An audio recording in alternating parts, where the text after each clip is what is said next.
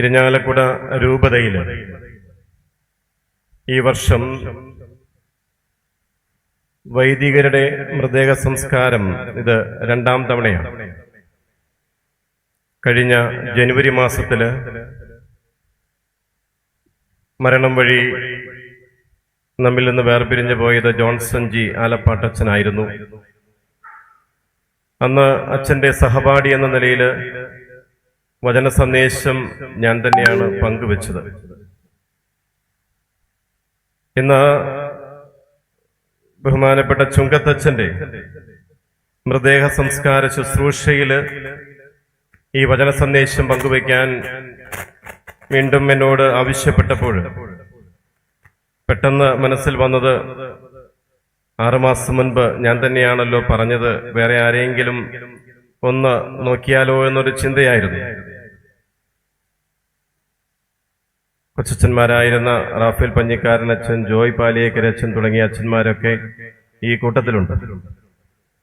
എങ്കിലും എന്നോടത് പറയാൻ ആവശ്യപ്പെട്ടപ്പോൾ വളരെ സ്നേഹത്തോട് തന്നെയാണ് ചുങ്കത്തച്ഛൻ്റെ ഓർമ്മകൾ അയവിറക്കാനായിട്ട് ഞാനും ആഗ്രഹിച്ചത്. 1990 ജനുവരി മുതൽ 91 ജൂലൈ മാസം വരെയുള്ള 1.5 വർഷത്തെ കാലയളവിലാണ് ഞാൻ പൗരോഹിത്യം സ്വീകരിച്ചിട്ട് എൻ്റെ ആദ്യത്തെ പോസ്റ്റിംഗ് കുറ്റിക്കാടായിരുന്ന സമയത്ത് ഞാൻ ചുങ്കത്തച്ഛൻ്റെ കൂടെ കൊച്ചച്ഛനായിട്ട് ആ സേവനം അനുഷ്ഠിച്ചത്. പിതൃവാത്സല്യത്തിൻ്റെ ആൾരൂപമായി, കരുതലിൻ്റെ കാവലാളായി, ശുശ്രൂഷയുടെ പാഠപുസ്തകമായി, കരുണയുടെ നീരുറവയായി, വിശ്വാസത്തിൻ്റെ കോട്ടയായി, ശാന്തതയുടെ നിർജ്ജരിയായി, അറിവിൻ്റെ ഭണ്ഡാരമായി, വിശേഷണങ്ങൾ എത്ര വേണമെങ്കിലും കൂട്ടിച്ചേർക്കാം, ഒട്ടും അതിശയോക്തി ഇല്ലാതെ തന്നെ. ആ വല്യച്ഛൻ്റെ ദീപ്ത സ്മരണകൾക്ക് മുൻപിലാണ് ഞാൻ പ്രണാമം അർപ്പിച്ച് അച്ഛനെക്കുറിച്ചും ഈ ദിനത്തെക്കുറിച്ചുമുള്ള ചിന്തകൾ പങ്കുവെക്കുക. സന്തുഷ്ടമായ മരണമാണ് ഒരു മനുഷ്യന് ജീവിതത്തിൽ ലഭിക്കാവുന്ന ഏറ്റവും വലിയ സൗഭാഗ്യമെന്ന് പങ്കുവച്ചത് മദർ തെരേസയായിരുന്നു. പിതൃസന്നിധിയിലേക്ക് യാത്രയാകുന്ന ക്രിസ്തു തന്റെ പിതാവിന്റെ ഭവനത്തിലേക്ക് താൻ മടങ്ങിപ്പോകുന്നുവെന്ന് ശിഷ്യന്മാരെ പ്രബോധിപ്പിച്ചതും ഇതേ ഒരു അർത്ഥത്തോടു കൂടെ തന്നെയായിരുന്നു. പിതൃഭവനത്തിലേക്കുള്ള ഒരു മടക്കയാത്രയാണ് മരണമെന്നുള്ള ആ ഒരു വലിയ സന്ദേശം നമുക്കായി നൽകിക്കൊണ്ട് അത്തരത്തിൽ സന്തോഷത്തോടുകൂടെ പിതൃഭവനത്തിലേക്ക് യാത്രയാകണമെന്നുണ്ടെങ്കിൽ സന്തോഷഭരിതമായ ഒരു ബാല്യവും കൗമാരവും, അർത്ഥപൂർണമായ ഒരു യൗവനവും, സംതൃപ്തദായകമായ ഒരു വാർദ്ധക്യവും ഒരുവന് അനിവാര്യമായി മാറുന്നു. അങ്ങനെ ചിന്തിക്കുമ്പോഴാണ് അർത്ഥപൂർണമായ ഒരു ജീവിതം നാളിതുവരെ കാഴ്ചവെച്ച എൻ്റെ വല്യച്ഛന് ദൈവസന്നിധിയിലേക്കുള്ള തിരികെ യാത്രയും സന്തോഷത്തോടുകൂടെ ആകുന്ന ഒരു സാഹചര്യം ഉണ്ടായിരുന്നുവെന്ന് മനസ്സിലാക്കുക. 1936 ഓഗസ്റ്റ് മാസത്തിലെ ചുങ്കത്ത് ചെറിയക്കുട്ടി ഏലിയക്കുട്ടി ദമ്പതികളുടെ 4 മക്കളില് ഒരുവനായി അച്ഛൻ ജനിച്ച കാര്യം കിരണച്ഛൻ ആമുഖത്തിൽ ഇവിടെ സൂചിപ്പിച്ചു. ജ്യേഷ്ഠ സഹോദരൻ റപ്പായി ചേട്ടൻ നിത്യസൗഭാഗ്യത്തിനായി വിളിക്കപ്പെട്ടു. അഗസ്റ്റിൻ ചേട്ടനും സിസ്റ്റർ ജോർജീനയും ഇവിടെ ഇന്ന് നമ്മളോടൊപ്പമുണ്ട്. ബാല്യം അച്ഛനെ സംബന്ധിച്ചിടത്തോളം അമ്മയുടെ അസാന്നിധ്യം ഉണ്ടായിരുന്നെങ്കിലും വളരെ സന്തോഷത്തോടു കൂടെ തന്നെയാണ് അച്ഛൻ ചെലവഴിച്ചതെന്ന് അച്ഛൻ്റെ ഓർമ്മകൾ എപ്പോഴും അച്ഛൻ പറയാറുണ്ട്.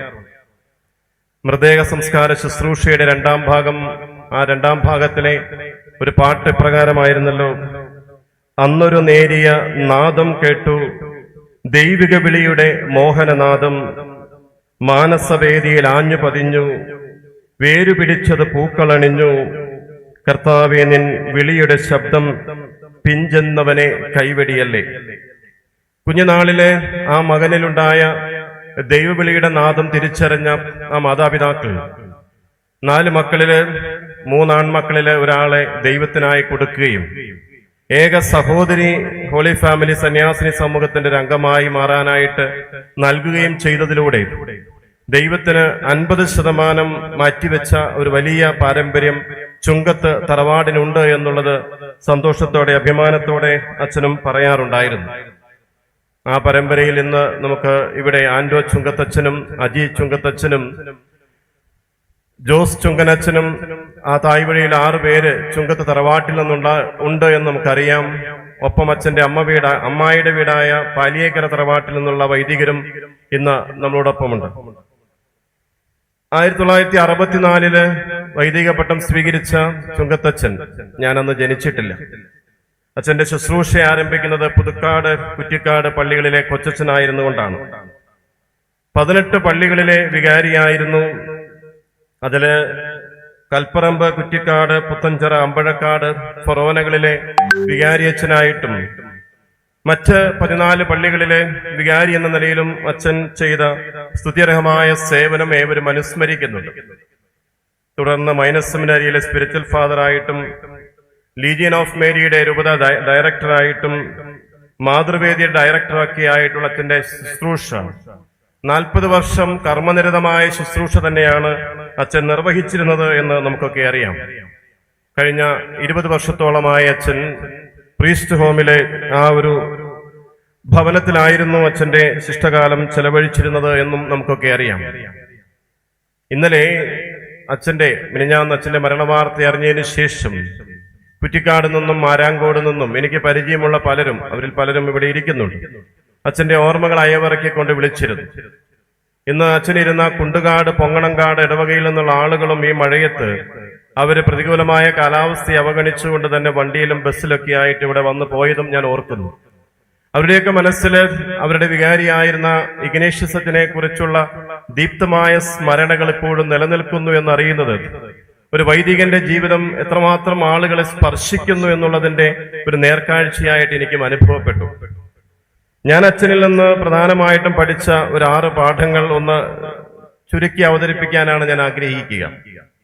യോഹന്നാന്റെ സുവിശേഷം 21-ാം അധ്യായത്തിന്റെ 12-ാം വചനത്തില് ഉത്തിതനായ ക്രിസ്തു അപ്പസ്തോലന്മാര് തന്നെ വിട്ട് വീണ്ടും പഴയ പണിയിലേക്കൊക്കെ പോയപ്പോൾ അവരെ തിരിച്ചു കൊണ്ടുവരുന്ന സമയത്ത് അവർക്ക് വേണ്ടി പ്രാതലൊരുക്കിയിരുന്ന് അവരോട് പറയുന്നുണ്ട്, കുഞ്ഞുങ്ങളെ, നിങ്ങൾ വന്ന് എന്തെങ്കിലും കഴിക്കൂ. എന്റെ ഓർമ്മയിൽ ആദ്യത്തെ ഓർമ്മ ചുങ്കത്തച്ഛനെ കുറിച്ച് പ്രാതലൊരുക്കി ഞങ്ങൾ കൊച്ചച്ഛന്മാരെ കാത്തിരിക്കുന്ന ഒരു വല്യച്ഛന്റെ ഓർമ്മയാണ്. രാവിലെ 5 മണിക്ക് മുമ്പ് അച്ഛൻ ഉണരും. ഞങ്ങള് നേരം വൈകി എഴുന്നേൽക്കുന്നവരായിരുന്നു. അച്ഛൻ ഉണർന്നു കഴിഞ്ഞാൽ അവിടെ പോയി അച്ഛൻ കാപ്പി തിളപ്പിക്കും. കാപ്പി തയ്യാറായി കഴിയുമ്പോൾ ഞങ്ങളെ വന്ന് വിളിച്ചിട്ട് പറയും, ദേ കാപ്പി കുടിച്ചു. അച്ഛന് ഷുഗറിന്റെ പ്രോബ്ലം ഉള്ളതിന്റെ പേരിൽ രാവിലെ ചിലപ്പോൾ അച്ഛൻ പഴം കഴിക്കും. എനിക്കും നീട്ടും. എന്നോട് പറയും, കഴിച്ചോ. പഴുത്തില്ലെങ്കിലും അച്ഛൻ അതും തട്ടിയിട്ട് പറയും, ആയുർവേദ പഴുപ്പാണ്, കഴിച്ചോളൂ, കുർബാനയ്ക്ക് ഇനി എപ്പോഴാണ് ഇനി കഴിക്കാൻ പറ്റുക? ഞാൻ പറയും, അച്ഛാ എനിക്ക് പറ്റില്ല. അപ്പൊ അച്ഛൻ പറയും, കൊച്ചച്ഛനും വേണ്ട, ചെമ്മാച്ചനും വേണ്ട, എന്ന പാവം വല്യച്ഛൻ കഴിക്കാമെന്ന് പറഞ്ഞുകൊണ്ട് അച്ഛനും കഴിക്കും, ഞങ്ങളെ കാപ്പി കുടിപ്പിക്കും. വലിയൊരു കരുതല്. കുർബാന കഴിഞ്ഞ് ഒപ്പീസിന് പോകുമ്പോ, ഒപ്പീസ് കഴിഞ്ഞ് തിരിച്ചു വരുമ്പോ ആരെങ്കിലൊക്കെ കാണാനുണ്ടെങ്കിൽ അച്ഛൻ പറയും, അച്ഛാ നമ്മുടെ ആരോഗ്യം നമ്മൾ നോക്കണം, അച്ഛൻ കാപ്പി കുടിക്കും, അതിനുശേഷം കണ്ടാൽ മതി. വളരെ കരുതലോടുകൂടെ എപ്പോഴും ഞങ്ങളെ ചേർത്ത് പിടിക്കുന്ന ഒരു വല്യച്ഛന്റെ ആ ഒരു വലിയ ഓർമ്മ അതെനിക്കൊരിക്കലും മറക്കാനായിട്ട് കഴിയില്ല. ലൂക്കായുടെ സുവിശേഷം 15-ാം അധ്യായത്തിന്റെ 20-ാം വാക്യത്തില് ധൂർത്തപുത്രനെ അകലെ വെച്ച് കണ്ട് ആ പിതാവിന്റെ ഒരു ഓർമ്മ അച്ഛന്റെ മനസ്സ്, അച്ഛനെ ഞാൻ കാണുമ്പോൾ എപ്പോഴും ഓർക്കും. കാരണം വൈകുന്നേരങ്ങളിൽ ചിലപ്പോ ഞാൻ എവിടെയെങ്കിലുമൊക്കെ പോകും. ക്ലാസ് എടുക്കാൻ വലിയ അറിവൊന്നും ഇല്ലെങ്കിലും അന്നും ഇതുപോലെ ആരെങ്കിലുമൊക്കെ വിളിച്ചാൽ ഞാൻ പോകുമായിരുന്നു. അത് തൃശ്ശൂർ രൂപതയിലെ പള്ളികളിലും പോകുമായിരുന്നു. ഞാൻ പോയി തിരിച്ചു വരുന്നവരെ വല്യച്ഛൻ ഉറങ്ങാതെ ഉണ്ടാകും. അന്ന് മൊബൈൽ ഫോണൊന്നും ഇല്ലല്ലോ. എപ്പോഴാ വരിക, എപ്പോഴാ പോവുക എന്നുള്ളതിനെ കുറിച്ച് കൃത്യമായി പറയാനുള്ള സമയവും സാഹചര്യം ഉണ്ടാകാറില്ല.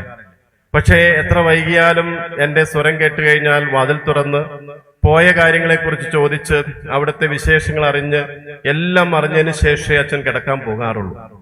അപ്പൊ അതുകൊണ്ട് തന്നെ അച്ഛനോട് എനിക്കുണ്ടായിരുന്ന ആത്മബന്ധം ധൂർത്തപുത്രനെ അകലെ വെച്ച് കാണുന്ന ഒരു പിതാവിനെ പോലെ തന്നെ എന്നെ ചേർത്ത് പിടിച്ചുകൊണ്ട് ഞാൻ എവിടെ പോയാലും അച്ഛന്റെ ആ ഒരു വലിയ ഒരു കരുതല് ഞാൻ എപ്പോഴും അനുഭവിച്ചുകൊണ്ടിരുന്നു എന്നുള്ളത് അത് തർക്കമില്ലാത്തൊരു വസ്തുത തന്നെയാണ്, സത്യം തന്നെയാണ്.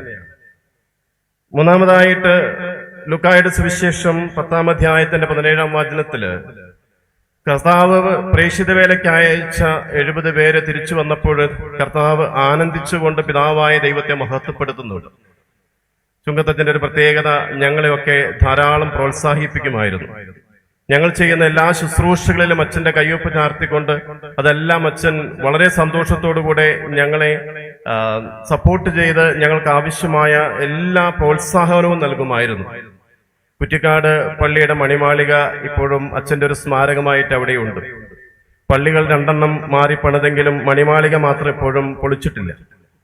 അന്ന് ആ മണിമാളിക പണിയുന്ന സമയത്ത് എന്നെ ഈ കമ്മിറ്റിക്കാരുടെ കൂടെ കേരളത്തിലുള്ള മിക്കവാറും മണിമാളികൾ, നല്ല മണിമാളികളൊക്കെ കാണാനായിട്ട് ഇവരുടെ കൂടെ പറഞ്ഞയക്കും. ഞങ്ങൾ പോയി വന്ന് റിപ്പോർട്ടൊക്കെ കണ്ട് ഏറ്റവും നല്ലത് പണിയണം, അടുത്ത ഒരു 50 കൊല്ലത്തേക്കുള്ള ഒരു മണിമാളിക നമുക്ക് പണിയണമെന്ന് പറഞ്ഞുകൊണ്ട് എപ്പോഴും പ്രോത്സാഹനമായി കൂടെ നിന്ന് ഞങ്ങളെ ആ ഒരു വലിയ ദൗത്യത്തിനായിട്ട് അയച്ച വല്യച്ഛൻ, അത് ഞങ്ങൾ ചെയ്യുന്ന എല്ലാ ശുശ്രൂഷകളും അത് അച്ഛന്റെ ക്രെഡിറ്റ് എടുക്കാതെ ഞങ്ങൾക്ക് തന്നുകൊണ്ട് അതെല്ലാം കൊച്ചച്ഛനാണ് എന്ന് പറഞ്ഞുകൊണ്ട് എപ്പോഴും കൊച്ചച്ഛന്മാരെ പ്രോത്സാഹിപ്പിക്കുന്ന ഒരു വല്യച്ഛനെ എനിക്ക് എങ്ങനെ മറക്കാൻ കഴിയും. എന്റെ അമ്മൂമ്മ ആ സമയത്ത് പഴങ്ങനാട് ഹോസ്പിറ്റലിലായിരുന്നു. എനിക്ക് സ്വന്തമായിട്ട് ബൈക്കില്ല. തൊട്ടടുത്തുള്ള പാറയ്ക്കൽ ഫ്രീജോന്റെ വീട്ടിലെ പേപ്പന്റെ ബൈക്ക് എടുത്തുകൊണ്ടാണ് ഞാൻ പഴങ്ങനാട് ആശുപത്രിക്ക് പോകാറ്. അപ്പോഴും അച്ഛൻ എപ്പോഴും പറയും, സൂക്ഷിച്ചു പോകണം, തിരിച്ചു വരുന്നവരെ അച്ഛന്റെ ആ ഉറങ്ങാത്ത കണ്ണുകൾ എന്നെ കാത്തിരിക്കുന്നു എന്നുള്ള ആ ഒരു വലിയ ഒരു നിശ്ചയം എനിക്കുള്ളതിന്റെ പേരിൽ ഞാൻ എത്രയും പെട്ടെന്ന് വരാൻ ശ്രമിക്കുമായിരുന്നു. 1991 അന്ന് രാജീവ് ഗാന്ധിയുടെ കൊലപാതകം നടന്ന ദിവസം അന്ന് ഹർത്താലായിരുന്നു. അന്ന് കുറ്റിക്കാട് ഇടവകയിലെ ഒരു കരിപ്പായി വർഗീസച്ചന്റെ ഹോളി ക്രോസ് സഭയിലെ ഒരു അച്ഛന്റെ തിരുപ്പട്ടം കളമശ്ശേരി കാക്കനാട് വെച്ച് നടക്കുന്നു. വല്യച്ഛൻ എന്നോട് പറഞ്ഞു, അച്ഛാ നമ്മളെല്ലാവരും വിളിച്ചതല്ലേ, പട്ടം എന്തായാലും മാറ്റി വെക്കുന്നില്ലല്ലോ, നമുക്ക് പോകണ്ടേ? ഞാൻ പറഞ്ഞു, ഞാൻ പോയിട്ട് വരാം, ബൈക്കിന് പോകാം. അല്ല അച്ഛാ, ഞാനും കൂടി വരാം. അന്ന് ബൈക്ക് സ്കൂട്ടറാണ്. ആ സ്കൂട്ടറിന്റെ പുറകിലിരുന്ന് ഞാനും വല്യച്ഛനും കൂടെ അന്ന് ഈ ബന്ദിന്റെ ദിവസം, അന്ന് ഒത്തിരി പ്രശ്നമുള്ള സമയമായിരുന്നു, ഞങ്ങൾ 2 ആളും കൂടി അന്ന് കളമശ്ശേരിയിൽ ഹോളി ക്രോസ് സഭയിലുള്ള ആ വൈദികന്റെ പട്ടത്തിന് പോയത് ഞാൻ ഇപ്പോഴും ഓർക്കാണ്. കർത്തവ്യ നിർവഹണത്തിലാണെങ്കിൽ കാർക്കശകാര്യം തന്നെയാണ്. അച്ഛൻ വളരെ സോഫ്റ്റ് ആണ്, വളരെ ശാന്തമായിട്ടാണ്. പക്ഷേ ചില കാര്യങ്ങളിൽ രൂപതയുടെ തീരുമാനം, സഭയുടെ തീരുമാനം എന്തെങ്കിലും ഉണ്ടോ അതിനോട് ചേർന്ന് നിന്നുകൊണ്ട് അത് ഏതറ്റം വരെ പോകാനും അച്ഛന് യാതൊരു മടിയില്ലായിരുന്നു. കുറ്റിക്കാട് ഇടവകയിൽ ഇരുന്ന സമയത്ത് ഇടവക തിരിയുന്നതുമായി ബന്ധപ്പെട്ട് ചില പ്രശ്നങ്ങളിൽ ഏറെ മണിക്കൂറുകൾ അച്ഛൻ ഒരു ബന്ധനാവസ്ഥയിൽ കഴിഞ്ഞതും ഞാൻ ഓർക്കുന്നുണ്ട്. പക്ഷേ അപ്പോഴൊന്നും അച്ഛന് ആ ഒരു വിഷയത്തിൽ യാതൊരു തരത്തിലും ഒരു മനക്ലേശമില്ലായിരുന്നു. കൃത്യമായ രീതിയിൽ അച്ഛൻ ആ കാര്യങ്ങൾ ബോധ്യപ്പെടുത്തി കൊടുക്കാൻ ശ്രമിക്കുമായിരുന്നു. അച്ഛൻ എന്നെ അതിശയിപ്പിച്ച മറ്റു ചില കാര്യങ്ങളിൽ ഒന്ന്, ഒരു വിജ്ഞാനദാഹിയായ ഒരു വൈദികൻ എന്നുള്ളത് അച്ഛന് കൃത്യമായി ചേരുന്നൊരു വിശേഷണമാണ്. ഡൊമിനിക് നമ്മുടെ ലക്കോടയറിന്റെ വൈദികരെ കുറിച്ചുള്ള ഒരു നിർവചനം ഞാൻ ആദ്യമായിട്ട് കേട്ടത് ചുങ്കത്തച്ഛനിൽ നിന്നാണ്. അത് ഈ അടുത്ത കാലം വരെ ഞാൻ അച്ഛൻ്റെ അടുത്ത് ചെല്ലും, അച്ഛനോട് ഞാൻ ചോദിക്കും, അച്ഛാ ആ ലക്കോടയറിന്റെ ഡെഫിനേഷൻ ഒന്ന് പറയാവോ? കൃത്യമായിട്ട് ഇംഗ്ലീഷിൽ ഒരു പ്രശ്നവുമില്ലാതെ അച്ഛനത് പറയുമായിരുന്നു. ഈ ലോകത്തിൽ ജീവിക്കുന്നുവെങ്കിലും ഈ ലോകത്തിൻ്റെതാകാതിരിക്കാൻ, ആരുടെയും സ്വന്തമാകാതെ എല്ലാവരുടെയും സ്വന്തമാകാൻ, എല്ലാ വേദനകളിലും പങ്കുചേരാൻ, എല്ലാ രഹസ്യങ്ങളിലേക്കും കടന്നു ചെല്ലാൻ, എല്ലാ മുറിവുകളും സുഖപ്പെടുത്താൻ, മനുഷ്യരുടെ പ്രാർത്ഥനകൾ ദൈവത്തിലേക്കും ദൈവത്തിന്റെ കൃപയും പ്രത്യാശയുമായി മനുഷ്യരിലേക്ക് പോകാൻ, ഉപവിക്കാതിരിക്കുന്ന ഹൃദയം സ്വന്തമാക്കാൻ, ബ്രഹ്മചര്യം കാക്കാൻ, കരുത്തുറ്റ മനസ്സാകാൻ, ആശ്വസിപ്പിക്കാൻ, അനുഗ്രഹിക്കാൻ, പഠിപ്പിക്കാൻ, പാപം മോചിക്കാൻ, നീ എന്നും പുരോഹിതൻ. ഹാ ദൈവമേ, എത്രയോ അനുഗ്രഹീതമായ ജീവിതം അല്ലയോ പുരോഹിത, ഇത് നിന്റെ സ്വന്തം. എത്ര പ്രാവശ്യം എന്നോട് ഇത് അച്ഛൻ പറഞ്ഞിട്ടുണ്ടെന്ന് എനിക്ക് തന്നെ ഓർമ്മയില്ല. അത് ഈ അവസാന നാളുകളിലും അച്ഛൻ്റെ അടുത്ത് ചെല്ലുമ്പോൾ ഞാൻ അച്ഛൻ്റെ അടുത്ത് ചോദിക്കുമായിരുന്നു. അച്ഛൻ എന്നെ അത് പറഞ്ഞ് കേൾപ്പിക്കും. വളരെ സന്തോഷത്തോടു കൂടി എപ്പോഴും അച്ഛനതായിരുന്നു. ഞാൻ മേലടൂര് പള്ളിയിലെ കൊറോണ കാലത്ത് വൈദികനായിരിക്കുന്ന സമയത്ത്, അവിടുത്തെ ഇടവകാരി ആയിരിക്കുന്ന സമയത്ത് ഒരു ദിവസം ഓട്ടോറിക്ഷയില് ചുങ്കത്തച്ഛൻ അവിടെ എത്തി. കയ്യില് ഒരു കിറ്റിൽ നിറച്ച് ഡ്രൈ ഫ്രൂട്ട്സും ഉണ്ട്. ഞാൻ അന്ന് ബുധനാഴ്ച നൊവേന നടക്കുന്ന ദിവസം ഞാൻ ചോദിച്ചു, അച്ഛൻ ഈ ഒരു അവസ്ഥയിൽ, അത് 4 വർഷം മുമ്പാണ്, ഈ ഒരു അവസ്ഥയിൽ അച്ഛൻ ഇങ്ങോട്ട് വന്ന് എന്തിനാ? ഞാൻ അങ്ങോട്ട് വരുമായിരുന്നല്ലോ. അല്ല അച്ഛാ, എനിക്ക് വരണം തോന്നി. അന്ന് എനിക്ക് തോന്നുന്നു ആലപ്പാടനത്തിന് അത്ര ഇഷ്ടപ്പെടാൻ സാധ്യതയില്ല. സെന്റ് ജെയിംസിൽ നിന്ന് കൊറോണയുടെ സമയത്ത് അച്ഛന്മാര് പുറത്തു പോകുന്ന കാര്യം അത്ര പന്തിയല്ലായിരുന്നു. പക്ഷെ അച്ഛനോട് പോലും പറയാതെ അച്ഛന് പോട്ട ഇടവകയിൽ സൗഹൃദമുണ്ടായിരുന്ന ഒരു ഓട്ടോറിക്ഷക്കാരനെയും വിളിച്ച് അച്ഛൻ ആളുടെ വണ്ടിയിൽ വരുമായിരുന്നു. എന്നോടൊരു കാര്യം കൂടി പറഞ്ഞിരുന്നു, എന്നെ വീട്ടിലേക്ക് കൊണ്ടുപോകണം, മാളയിൽ എൻ്റെ വീട്ടിലേക്ക് പോകണമെന്ന് ഇടയ്ക്കിടയ്ക്ക് എന്നോട് പറയുമായിരുന്നു. അപ്പൊ ഞാൻ ചെല്ലുമ്പോഴൊക്കെ ആശ്വസിപ്പിക്കാൻ പറയും, തീർച്ചയായിട്ടും അച്ഛാ നമുക്ക് ഒരു ദിവസം പോകാം എന്ന് പറഞ്ഞെങ്കിലും അത് എനിക്ക് ചെയ്യാൻ പറ്റിയില്ല വല്യച്ഛ എന്നുള്ളത് മാത്രമാണ് എനിക്ക് ഈ ഒരു അവസരത്തിൽ വിഷമത്തോടെ ഏറ്റു പറയാനുള്ളത്. കാനായിലെ കല്യാണ വിരുന്നിലെ ഒരു അമ്മ, മാതാവിന്റെ ഹൃദയം അച്ഛനുണ്ടായിരുന്നു.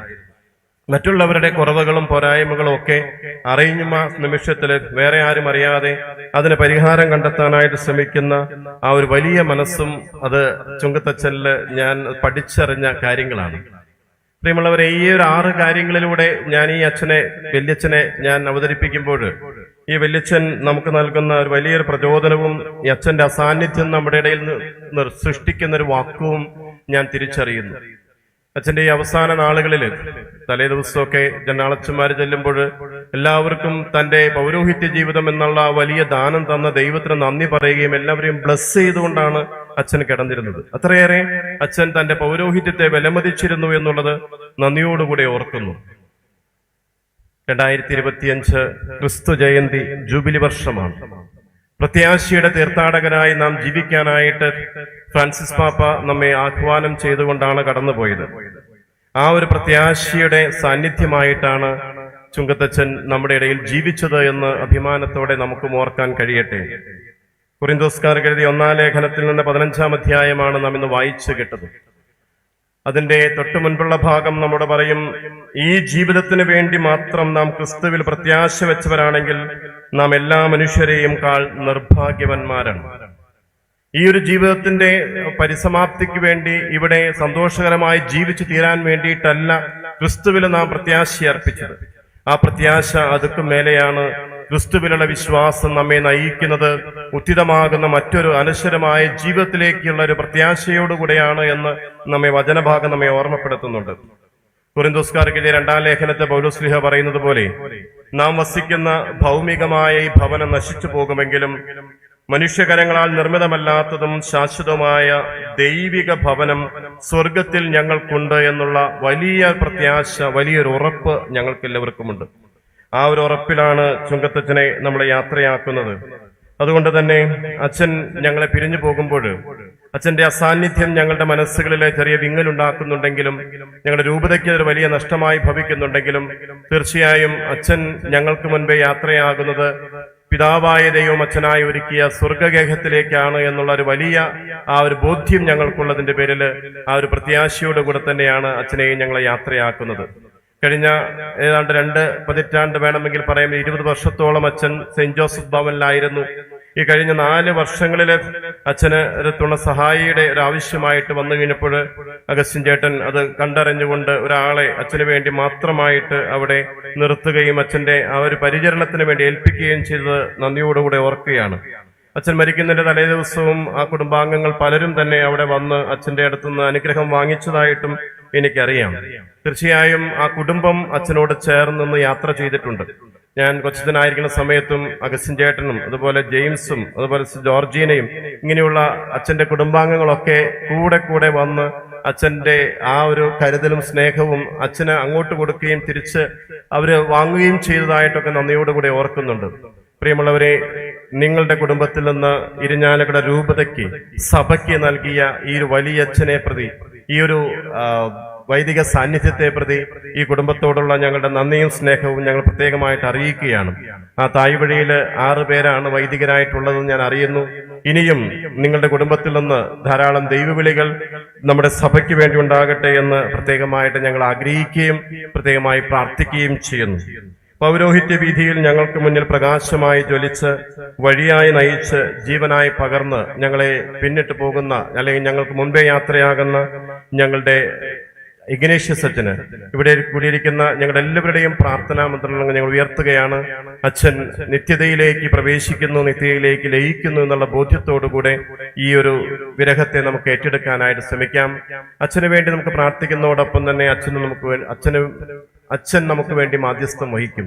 ഈ കഴിഞ്ഞ 4 വർഷങ്ങളിൽ അച്ഛൻ കടന്നുപോയ വേദനയുടെ കുറെ തീവ്രാനുഭവങ്ങളൊക്കെ ഉണ്ട്. അതൊക്കെ അച്ഛന്റെ ശുദ്ധീകരണത്തിനായിട്ട് ഭവിച്ചിട്ടുണ്ട്, അച്ഛന്റെ വിശുദ്ധിയുടെ പ്രയാണത്തിലേക്ക് സഹായകരമായി മാറിയിട്ടുണ്ട് എന്ന് പൂർണ്ണമായിട്ട് നമ്മൾ വിശ്വസിക്കുകയും ചെയ്യുന്നു. അച്ഛനു വേണ്ടി പ്രാർത്ഥിക്കുന്നതോടൊപ്പം തന്നെ അച്ഛനോടും നമുക്ക് പ്രാർത്ഥിക്കാം. നമ്മുടെ ജീവിത വീഥികളിൽ ഇനിയും പ്രകാശമായി കരുത്തായി അച്ഛൻ കൂടെ ഉണ്ടാകട്ടെ എന്ന് ആഗ്രഹിക്കുന്നു, അതിനായി പ്രാർത്ഥിക്കുന്നു. ഇവിടെ ഈ ഒരു അവസരത്തിൽ ഒരുമിച്ച് കൂടിയ നിങ്ങൾക്ക് എല്ലാവർക്കും ഏറെ സ്നേഹത്തോടെ അച്ഛന്റെ പേരിലുള്ള നന്ദിയും അറിയിക്കുന്നു. ഞങ്ങളുടെ എല്ലാവരുടെയും അനുശോചനം കുടുംബാംഗങ്ങൾക്കായിട്ട് ഞങ്ങൾ നൽകുകയും ചെയ്യുന്നു. പിതാവിന്റെയും പുത്രന്റെയും പരിശുദ്ധ റൂഹായുടെയും നാമത്തിൽ ആമേൻ.